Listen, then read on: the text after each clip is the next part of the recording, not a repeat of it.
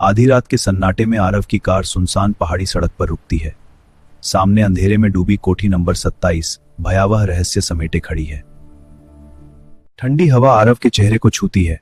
उसकी गहरी आंखें टूटी खिड़कियों वाली हवेली को टटोलती हैं, जैसे अंधेरा उसे भीतर बुला रहा हो।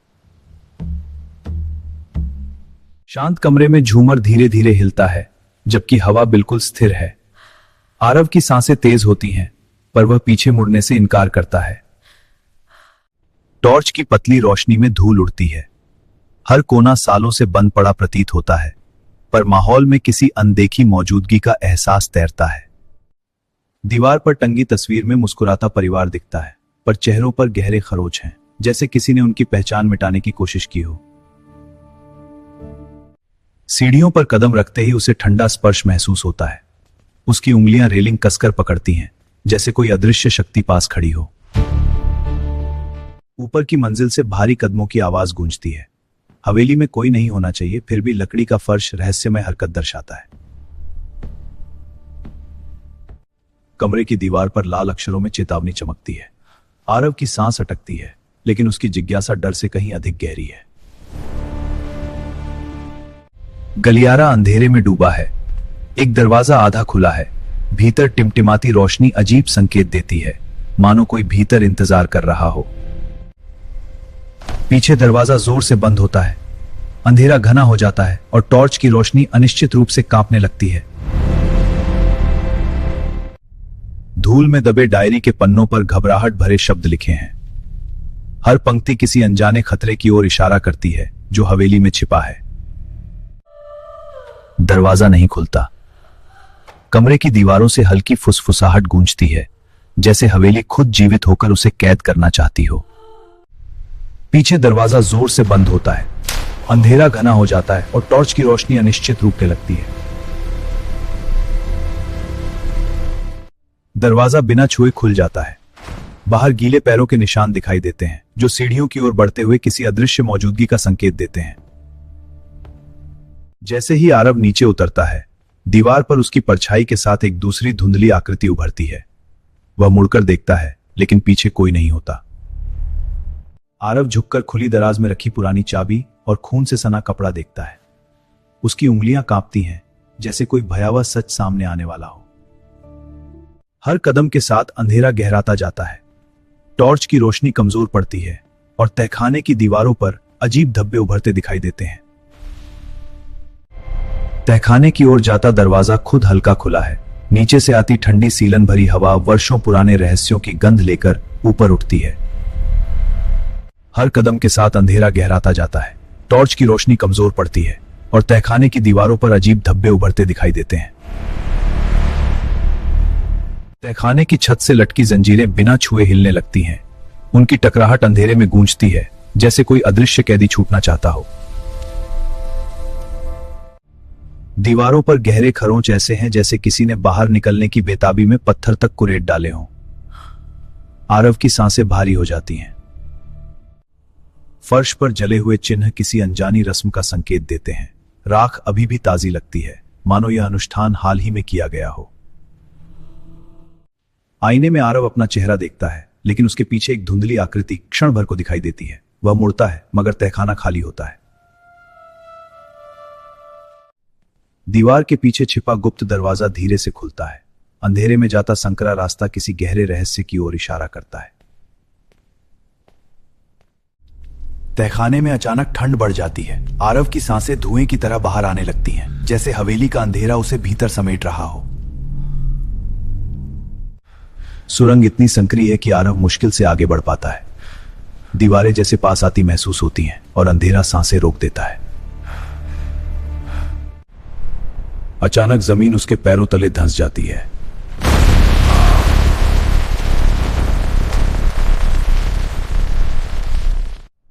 कुछ पल तक पूरा अंधेरा छाया रहता है। फिर दूर पड़ी टॉर्च झिलमिलाती है, जैसे अंधकार खुद उसे निगलना चाहता हो। दीवारों पर टंगी तस्वीरों में वही परिवार बार बार दिखता है, पर हर अगली तस्वीर में एक सदस्य गायब होता जाता है। रहस्य और गहरा हो जाता है। आरव को अपनी गर्दन के पीछे ठंडी सांस महसूस होती है। वह धीरे से मुड़ता है, लेकिन कमरा फिर से खाली और शांत दिखाई देता है।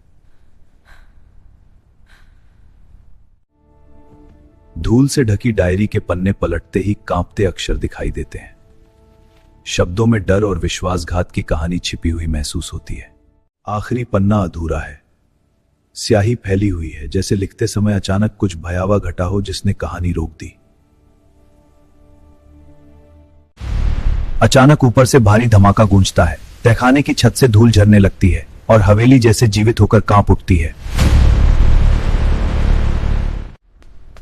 वापस जाने का रास्ता पत्थरों और लकड़ी के टुकड़ों से बंद हो चुका है। आरव समझ जाता है कि हवेली उसे अब बाहर नहीं जाने देगी। अंधेरे कोने में हल्की नीली रोशनी उभरती है। वह स्थिर नहीं बल्कि धड़कती प्रतीत होती है, जैसे किसी अनदेखी ऊर्जा का स्रोत हो। संदूक का ढक्कन आधा खुला है। भीतर पुराने कपड़े और एक छोटी तस्वीर रखी है जिस पर धूल की मोटी परत जमी हुई है। दीवारों से हल्की कंपन महसूस होती है। प्लास्टर टूटकर गिरता है और अंधेरे में जैसे किसी की हलचल छिपी हुई हो। अंधेरे के बीच एक लंबी धुंधली आकृति उभरती है। उसका चेहरा स्पष्ट नहीं, लेकिन उसकी स्थिर उपस्थिति भय को और गहरा कर देती है। रोशनी वापस आते ही वह आकृति गायब हो जाती है। कमरा फिर से सुनसान दिखाई देता है, पर भय अब और गहरा हो चुका है। दीवार पर ताजा खून का हाथ का निशान उभरता है। उसकी उंगलियां नीचे की ओर खिंची हुई हैं, जैसे किसी ने आखिरी कोशिश की हो। दीवार पर खून से धीरे धीरे एक नाम उभरता है। वह नाम आरव का है। उसकी आंखों में डर और सच्चाई का एहसास एक साथ दिखाई देता है। दीवार के भीतर से धड़कन जैसी लय सुनाई देती है। प्लास्टर के नीचे कुछ जीवित सा हिलता प्रतीत होता है, जैसे हवेली का खुद का दिल धड़क रहा हो। दीवार के पीछे छिपा कमरा दिखाई देता है। बीच में एक पुरानी कुर्सी और छत से लटकती रस्सी हवेली के अंधेरे इतिहास की गवाही देती है। दरार अचानक फैल जाती है और धूल का बादल उठता है। आरव पीछे हटता है, लेकिन उसकी आंखें उस खुलती दरार पर टिकी रहती हैं। जंजीर का एक सिरा कुर्सी से जुड़ा है। ऐसा लगता है जैसे किसी को यहां कैद कर रखा गया हो। दीवार पर गिनती के निशान उकेरे गए हैं। हर एक खरोंच बीते दिनों की गवाही देता है, जैसे कोई यहां कैद होकर समय गिनता रहा हो। अचानक तेज हवा कमरे में घूमती है। टॉर्च की रोशनी कांपती है और आरव को संतुलन बनाए रखना मुश्किल हो जाता है। रस्सी बिना छुए हिलने लगती है। उसका झूलना धीरे धीरे तेज होता है, जैसे कोई अदृश्य शरीर अभी भी उससे लटका हो। फर्श पर एक लंबी परछाई उभरती है। वह आरव की नहीं है। कमरा खाली है, लेकिन साया स्थिर खड़ा प्रतीत होता है। डायरी के बीच से एक पुरानी तस्वीर गिरती है। उसमें परिवार के साथ एक युवक खड़ा है, जिसकी शक्ल आरव से मिलती जुलती है। अचानक जमीन कांपने लगती है। छत से लकड़ी के टुकड़े गिरते हैं और हवेली जैसे अपनी असली पहचान उजागर करने को बेचैन हो उठती है। तस्वीर में दिखता युवक आरव जैसा ही है। उसकी आंखों में वही गहराई, वही चेहरे की बनावट, मानो अतीत का प्रतिबिंब सामने खड़ा हो। बाहर अचानक तूफान उठता है। बिजली की चमक हवेली की दीवारों को उजागर करती है, मानो प्रकृति भी इस रहस्य की गवाह हो। अंदर सभी दरवाजे और खिड़कियां एक साथ बंद हो जाती हैं। हवेली पूरी तरह सील हो जाती है, जैसे अब कोई बाहर नहीं जा सकेगा। आईने में उसका प्रतिबिंब उसकी हरकत से थोड़ा देर से हिलता है। कुछ क्षण के लिए प्रतिबिंब मुस्कुराता प्रतीत होता है, जबकि आरव स्थिर खड़ा है। आरव को एहसास होने लगता है कि यह हवेली उससे जुड़ी है। अतीत और वर्तमान के धागे उसके आसपास कसते जा रहे हैं और सच्चाई करीब आती जा रही है। गुप्त सुरंग का रास्ता धीरे धीरे पत्थरों से बंद हो जाता है। आरव समझ जाता है कि अब वापसी असंभव है और हवेली उसे भीतर कैद कर चुकी है।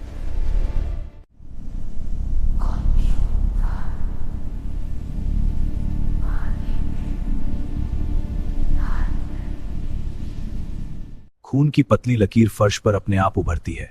वह तहखाने के कोने की ओर जाती है, जैसे किसी अनदेखे शरीर को घसीटा गया हो। तस्वीरें अचानक दीवार से गिर जाती हैं। कांच बिखरता है और हर फ्रेम में चेहरों की जगह काला अंधेरा दिखाई देता है। वह धुंधली आकृति धीरे धीरे आगे बढ़ती है। हर कदम के साथ तापमान गिरता है और आरव की सांसें और तेज सुनाई देती हैं। अंधेरे कोने में एक लंबी आकृति स्थिर खड़ी है। उसका चेहरा स्पष्ट नहीं, लेकिन उसकी उपस्थिति कमरे की हवा को भारी कर देती है। आईने में उसका प्रतिबिंब अकेला नहीं है। पीछे वही धुंधली आकृति स्थिर खड़ी है, जैसे वह हमेशा से उसके साथ मौजूद रही हो। आकृति अचानक धुएं में बदलकर गायब हो जाती है। कमरा फिर से खाली है, लेकिन भय अब और गहरा हो चुका है। कुछ क्षण के लिए आईने में उसका प्रतिबिंब मुस्कुराता है। वास्तविक आरव की आंखों में डर उभर आता है, जैसे पहचान की अंतिम कड़ी जुड़ रही हो। अचानक उसके दिमाग में पुरानी झलक उभरती है। वही हवेली, वही कुर्सी और एक युवक कैद अवस्था में संघर्ष करता हुआ दिखाई देता है। कैद युवक का चेहरा साफ होता है। वह आरव जैसा ही दिखता है, मानो अतीत और वर्तमान एक ही अस्तित्व हों। दीवारों पर कई नाम उभरते हैं, लेकिन सबसे गहरा और ताजा लिखा नाम आरव का है, जैसे हवेली ने उसे अपना अंतिम शिकार चुना हो। हवेली जोर से कांपने लगती है। दीवारों से दरारें फैलती हैं और छत से धूल झड़ती है, जैसे इमारत खुद टूटने को तैयार हो।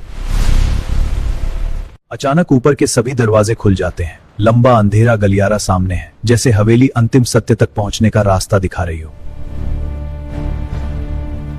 गलियारे के अंत में एक बड़ा कमरा है। बीच में वही पुरानी कुर्सी रखी है, जैसे वर्षों से किसी का इंतजार कर रही हो। आरव कुर्सी के सामने रुकता है। कमरे की हवा भारी हो चुकी है, जैसे यह स्थान वर्षों से उसी का इंतजार कर रहा हो। जंजीरें धीरे धीरे हिलती हैं और कुर्सी के पास आकर रुक जाती हैं। उनका खिंचना किसी अदृश्य आदेश का पालन करता प्रतीत होता है। दरवाजा जोर से बंद हो जाता है। कमरा पूरी तरह सील हो चुका है और बाहर का तूफान अब केवल दूर की गूंज बनकर रह गया है। आईने में आरव अकेला नहीं है।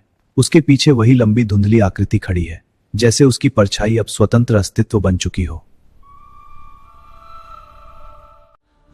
सच्चाई सामने आती है कि वह कैद युवक बच नहीं पाया था।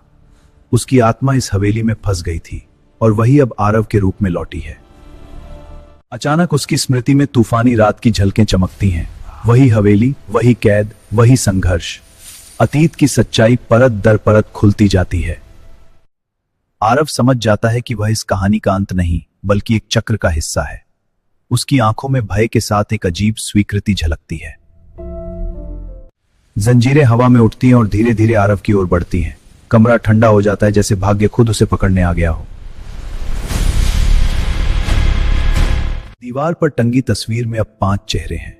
5वां चेहरा आरव का है और उसकी आंखें सीधे देखने वाले को घूरती प्रतीत होती हैं। सुबह की रोशनी हवेली को शांत दिखाती है। रात का तूफान थम चुका है, मानो कुछ हुआ ही ना हो।